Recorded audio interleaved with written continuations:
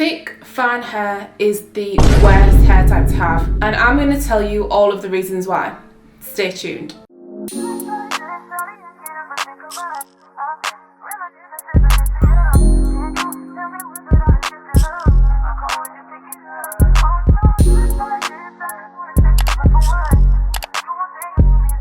What's up curlies, it's your girl Kiki, and if you are new here, I do all things curly hair tips, product reviews and styling.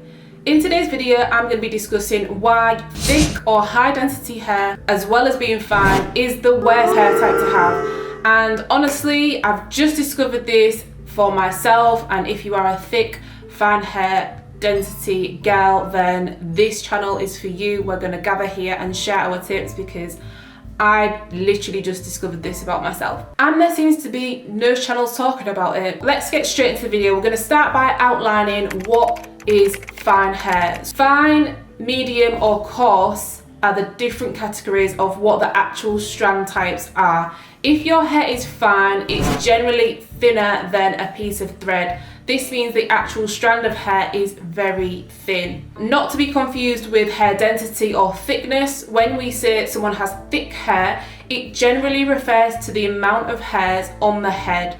So if you have thick hair, you have more hairs on your head. If you have thin hair, generally you have a little or lower density hair than someone who has thick hair. How do you know if you have fine or thick hair? So a really easy way to tell if you have fine hair is just to take a strand of hair and compare it to a thread, and if it is thinner than the thread, then your hair is fine.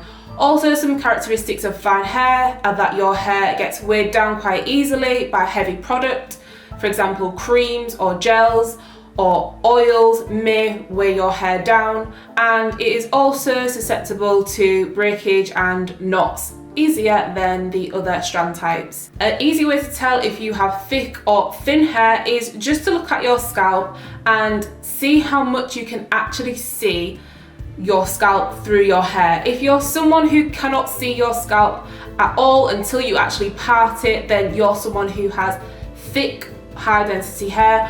Or if you are someone who you can see your scalp quite easily when it's pulled back in a ponytail, or if it's down, then you know that you have lower density hair. So now we've got all that out of the way, let's get into the actual video. Why is fine, thick hair the worst hair type to have? The first reason that this hair type is the worst to have, and I'm speaking from my personal experience with this hair type, is that we have so much trouble retaining length. We cannot just do an easy wash day, wash and go, we leave our hair, we style it throughout the week. We cannot do that. If you've got fine high density hair, you will know that come day 2 or come day 3, your curls are knotting up, you're getting breakage, it's drying out a little bit, and we have to detangle.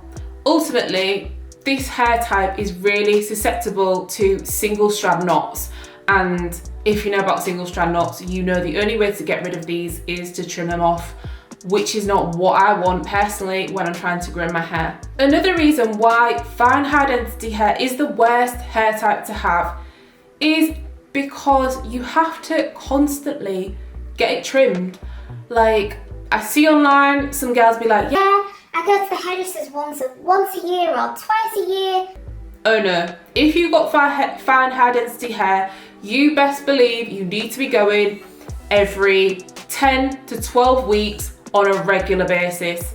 Okay, you cannot stretch your hair past that point, because if you do, the ends are gonna look like this and you will suffer. You will end up cutting off more than you actually want for your trim. So if you're trying to grow your hair and you have fine high density hair, make sure you're regular with your trims. You're not leaving it, you're not stretching it too long, and you're not letting your ends go unmoisturized. Another reason why it is the worst hair type to have is because although it is nice and thick, which is really deceiving, the fineness of it is such a contradiction for the hair. Yeah, you've got the nice thickness, you've got lots of hair strands, it looks full, but at the same time, it can frizz really easily, it can dry up really easily, it can tangle really easily, and wash and goes, as I mentioned before, you can wear them for a good 1 to 2 days before they start getting frizzy, knotting up, and you need to do that whole thing all over again for it to look moisturised. Ultimately, it's just a really high maintenance hair type to have, and being natural is a chore within itself without having to actually do protective styles. I just want to do like a nice cute wash and go, leave my hair, do it throughout the week, throw it up in a bun, but unfortunately it's not something I can entertain anymore. I need to think a little bit more carefully about the styles I'm doing, how often I'm doing them, and really limit the amount of manipulation that I place on my hair on a weekly basis, because if you've seen my last video, you will know that that's just not working for me. Hope you enjoyed this video on the reasons why fine high density hair is the worst hair type to have. If you're interested in hearing more about this hair type and learning more with me on this journey, essentially I'm starting again. Like, I feel like I'm transitioning again and trying to learn my hair, but here we are. We're gonna try and get to our length goals this year and next year and retain as much length as possible, even with fine high density hair. Drop me a comment and let me know how you found this one if you do have this hair type, and I will see you in the next one.